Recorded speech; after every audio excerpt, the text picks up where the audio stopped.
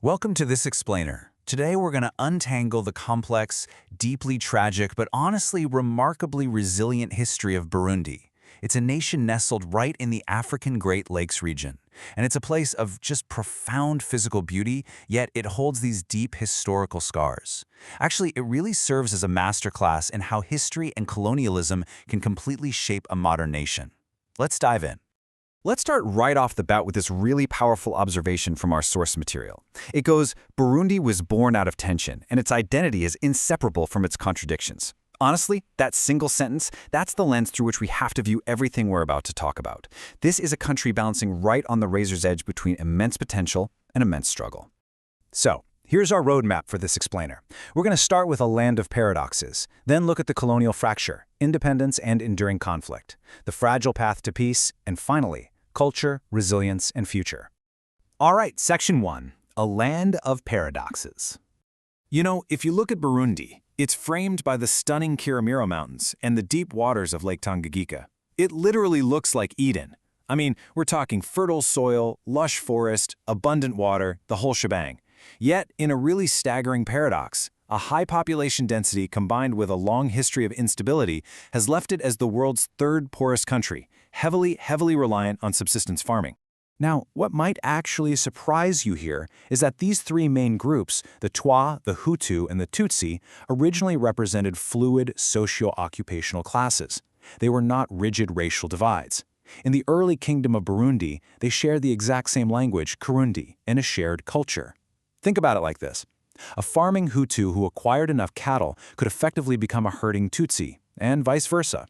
Sure, it was a hierarchy, but it was a fluid one based on labor and wealth, not genetics.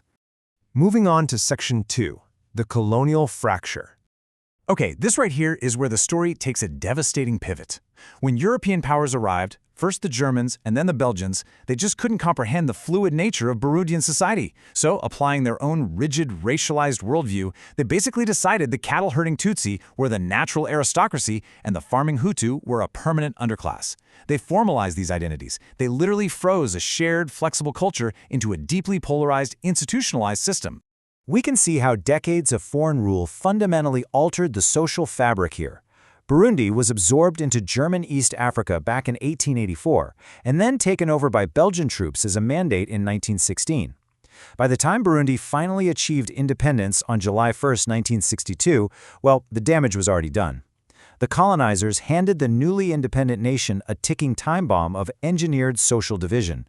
Which brings us to Section 3, independence and enduring conflict.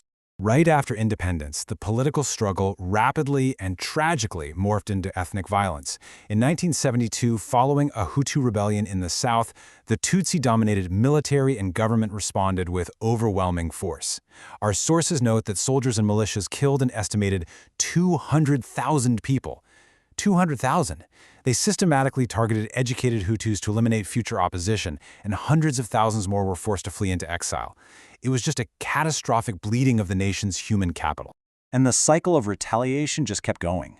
In 1993, Burundi actually held democratic elections, which resulted in a Hutu president. But mere months later, he was assassinated in a military coup. Then, the horrific downing of a presidential plane further ignited a full-scale civil war that dragged on until the early 2000s. The violence swept across the entire country, indiscriminately claiming the lives of over 300,000 people across the Hutu, Tutsi, and Twa populations alike. Let's look at Section 4, the fragile path to peace. So emerging from those decades of violence, the internationally mediated Arusha Peace Accords were this monumental effort to finally stop the bleeding. The strategy here was to legally mandate the ethnic balance that colonialism had destroyed through forced power sharing. It mandated proportional representation in the government, balanced armed forces, and set up a Truth and Reconciliation Commission. It was basically an ambitious blueprint to engineer peace through strict constitutional math. But as you know, written agreements alone can't magically heal deep political fractures. Fast forward to 2015, and the peace shattered again when President Pierre Nkurunziza sought a controversial third term. This triggered massive protests, severe government crackdowns, and even a failed coup. Hundreds died, and a whole new wave of Burundians were forced into exile. It really just proved how incredibly fragile the political reality still remained. Finally, we arrive at Section 5, Culture, Resilience, and Future. Despite these immense struggles, the culture of Burundi has survived. Take Burundian drumming, for example.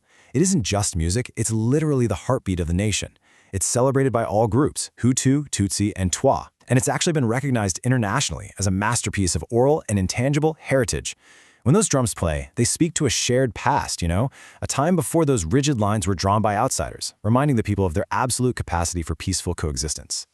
But looking at the data, to truly heal, Burundi needs a massive economic leap to escape this vicious cycle of poverty.